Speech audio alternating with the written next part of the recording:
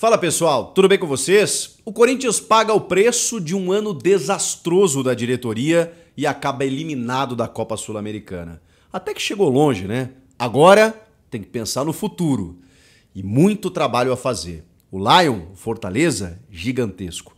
Chega mais, eu sou o Chico Garcia, inscreva-se no canal e vamos juntos.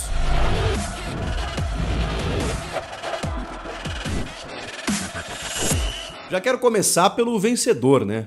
Deu a lógica, gente. Vamos combinar. Quando você coloca frente a frente duas equipes como essas, como esse Corinthians e esse Fortaleza, você percebe claramente um time bem montado, bem organizado, bem administrado, contra um catado, né? Uma bagunça, uma falta de planejamento, jogadores em fim de carreira, não é nem de ciclo, de carreira, uma desorganização que vem desde o começo do ano, com um legado péssimo em termos táticos, com um treinador que chegou no dia 3 de outubro. O Corinthians estreou um treinador em 2023 no dia 3 de outubro, faltando um mês e meio para terminar a temporada. Acabou, né, gente? Acabou. Acabou a trajetória do Corinthians na Sul-Americana, onde ele foi longe demais, pela forma como o Corinthians chegou. Já era para ter parado contra o Estudiantes, por exemplo. Na Copa do Brasil também foi longe demais. E por isso o Luxemburgo foi permanecendo no cargo, porque o mata-mata permite esse tipo de coisa. Teve alguns méritos aqui e ali, mas normalmente o ano do Corinthians foi baseado nas suas individualidades. O Roger Guedes estava iluminado num ano que nunca viveu na sua vida como jogador profissional e ele abusou muito dessa desorganização do Corinthians, tentando resolver sozinho e conseguindo muitas vezes, fazendo metade dos gols que o time inteiro fazia. O Yuri Alberto vive um ano trágico, terrível, depois de ter chegado muito bem no ano passado, e o resto do sistema ofensivo não funciona. Não bastasse, defensivamente foi um time que sofreu demais. E depende hoje nas laterais de dois jogadores, como foi o caso de hoje, que não correspondem mais, que não entregam mais. E a culpa não é deles necessariamente, é de uma falta de organização. O Fábio Santos anunciou que vai parar no final do ano, que vai se aposentar. Ora bolas, se um jogador anuncia que vai aposentar, esse cara não tinha que estar jogando todos os jogos. Ele não tinha que ser a solução durante todos os jogos, 90 minutos. É óbvio que se ele está parando, se ele está aposentando, é porque ele não tem mais condições. E o Corinthians não contratou um substituto para fazer a transição, para não depender tanto do Fábio Santos. Aí quando você depende do Fábio Santos, aos 38 anos, que é um cara que merece todo o nosso respeito pelos serviços prestados, tem muitos serviços prestados ao clube, títulos inclusive. Quando você depende do Fábio Santos, quase 40 anos, na beira de se aposentar, ele não consegue ter ímpeto físico para dar conta de um time como Fortaleza, que é rápido, que é veloz, que é intenso e que muitas vezes, não só o Fortaleza, né, mas especificamente o Fortaleza, vai nas suas costas e consegue vantagem. Hoje foi o Pikachu, ou foi o lateral Tinga, mas poderia ter sido o Marinho, poderia ter sido o Guilherme, que estava lá pelo lado esquerdo, se ele caísse pelo lado direito, poderia ter sido o Pochettino, o Caio Alexandre, que mandou no meio-campo do Corinthians, e aí tem o erro na escalação do Mano Menezes. Mano, você chegou, né? Vai aqui a primeira porrada. Porque, obviamente, não tá na sua conta a eliminação. A eliminação hoje, ela é culpa exclusivamente da diretoria, que não montou um time capaz, competente, que fez constantes trocas de técnicos, todas, mas todas elas equivocadas, todas, rigorosamente todas. Agora traz um técnico, pelo menos assim, que está trabalhando, que é ativo, que é bem organizado, que tem bons trabalhos, boas referências, identificação com o clube. Agora sim, 3 de outubro. 3 de outubro. Daqui para trás, meu Deus, mas o Mano Menezes também errou. O Mano gosta de jogadores que abram o seu sistema com um 4-2-3-1 necessariamente, né? Com dois pontas abertos. Quando você encara um time como Fortaleza, que tem as laterais do campo muito forte, mais ainda você precisa fazer isso. Só que ele precisava colocar o Rojas em campo. Porque estava voltando, porque estava à disposição, ele é o camisa 10, foi um alto investimento, ele é bom jogador. Só que o Rojas, ele não respeita jogando pelo lado do campo, a característica necessária que o Mano entende para sua equipe e também para enfrentar o Fortaleza. Ali era jogo ou para o Romero ou para o Mosquito. Ele preferiu botar o Romero do outro lado, né? E ali, no caso, o Rojas. Romero, Rojas. Renato Augusto muitas vezes colou no Yuri Alberto.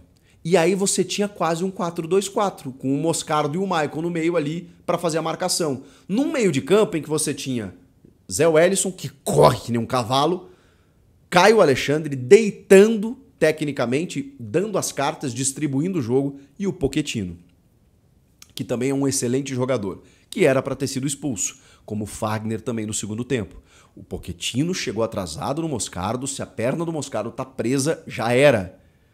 Perna levantada, acima do tornozelo, na canela, ele tenta recolher, não consegue, ele dá uma esticada na perna, é lance para vermelho. O VAR tinha que ter chamado, Pochettino seria expulso. Mudaria o jogo? Não sei. O que mudaria sim é o gol perdido pelo Yuri Alberto, também no começo do jogo, num passe magistral do Renato Augusto, em que ele recebe no ponto futuro pro destro chutar cruzado e ele chuta em cima do bom goleiro João Ricardo. Não pode, não pode.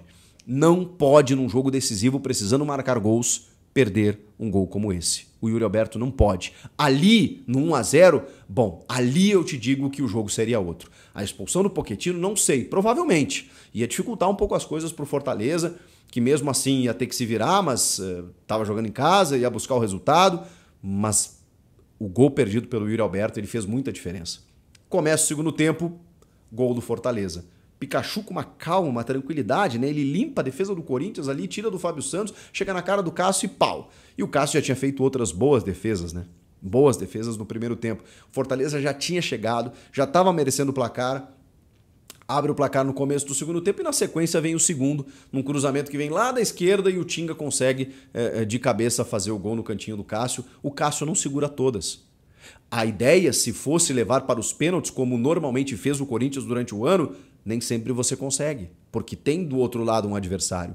Contra o Estudiantes, foi um milagre. A trave salvou 15 vezes, o Cássio salvou, os caras não foram competentes também para resolver o jogo nos 90 minutos. Foi para pênalti, já era. Você tem o Cássio. E o Corinthians contou com isso mais uma vez, porque foi inoperante no sistema ofensivo e contou no sistema defensivo que ia segurar. E olha, tentou. O Veríssimo tirava a bola aqui, o Gil ali, e os laterais voltando e tal. Era o Fortaleza, gente. O Fortaleza tem um ímpeto ofensivo espetacular. Deu a lógica. O Fortaleza era favorito no confronto, era favorito no jogo de hoje, e a tendência é que vencesse e vencesse bem. E foi o que aconteceu. Essa é a realidade do Corinthians, que agora, provavelmente, terá Mano Menezes voltando no avião, já fazendo o tiquezinho, né? Chega um determinado momento em que ele tira os dois laterais, o Fagner e o Fábio Santos. Tem um recado aí, né? Que eles não são mais solução para o Corinthians. Não sei se é o caso, não sei se o Mano Menezes... Bom, o Fábio vai aposentar, mas, poxa vida, tava na cara, né? Que o Fábio Santos não pode ser titular em todos os jogos da temporada. O Fagner faz uma temporada terrível, tenebrosa, falta de sequência, problemas de lesão, quando entra em campo... aquela calça jeans molhada, ou exagera na dose como foi hoje, né, no carrinho que ele deu, numa tesoura por trás. Enfim, tanto que o Bruno Mendes foi titular boa parte da temporada. E nem o Bruno Mendes está garantido que vai ficar.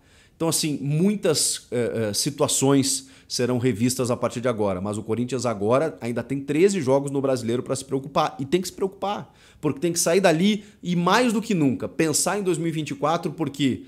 Juliano, Fábio Santos, Gil, Renato Augusto, toda essa turma aí, você tem que ver com quem você vai ficar ou não.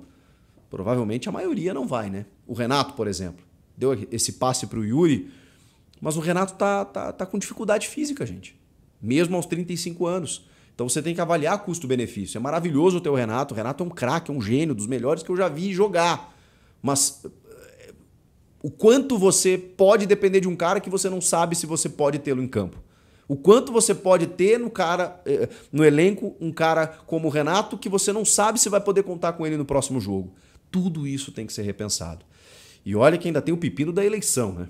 Porque a oposição não quer o Mano, a gente não sabe o que vai acontecer. O Duílio encerra a sua gestão sem um título conquistado, algo que eu não lembro de acontecer no Corinthians. O Duílio, não vou dizer que é o pior, porque a história do Corinthians é muito longa, mas é um dos piores presidentes da história do Corinthians e o pior que eu vi acompanhando o clube, né? Vai terminando a gestão sem títulos.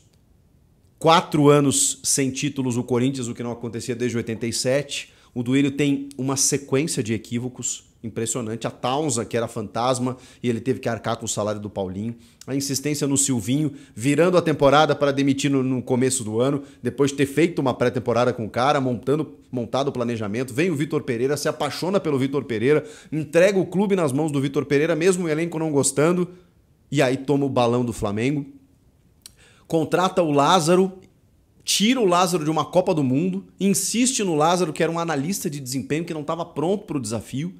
Depois traz o Cuca, quando todo mundo sabia que haveria rejeição. Não quero entrar no mérito aqui, se é certo ou não, mas todo mundo sabia da rejeição. O cara em 2 jogos pediu para ir embora, porque a rejeição seria grande no Corinthians. Ele rachou o clube, os departamentos masculino e feminino, por conta dessa contratação e insistiu na contratação. Aí traz o Luxemburgo depois de ter ligado para o Roger Machado. E aí a rejeição ao Roger foi muito grande, ele traz o Luxemburgo, que nem era mais técnico.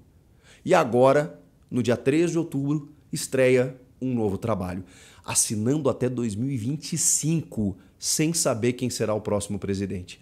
Impressionante. Listei alguns rapidamente aqui, para vocês terem uma ideia do que foi essa gestão atrapalhada de Duílio Monteiro Alves, que termina sem nenhum título conquistado. Tem muito a fazer, muito a trabalhar, e quem sofre é o torcedor, né? O que vocês acharam de tudo que aconteceu? Foi uma eliminação justa? Foi, né? O Fortaleza mereceu, merece estar vivendo o que está vivendo, porque aí você tem que espelhar o que está acontecendo. Do outro lado, tem uma gestão, tem uma administração, tem uma gestão profissional, inclusive, tem um clube que se reinventou nos últimos anos, tem um elenco bem montado, tem um trabalho longevo de um treinador que foi escolhido a dedo para estar ali, e aí você vê os frutos sendo colhidos. A realidade bateu na porta do Corinthians. O Fortaleza, esse grande clube do Nordeste, deu aula para o Corinthians, que é um clube de uma massa gigantesca, uma história gigantesca e que hoje sucumbe por conta da sua diretoria amadora. Comenta aqui, inscreva-se no canal e eu volto na próxima. Tchau!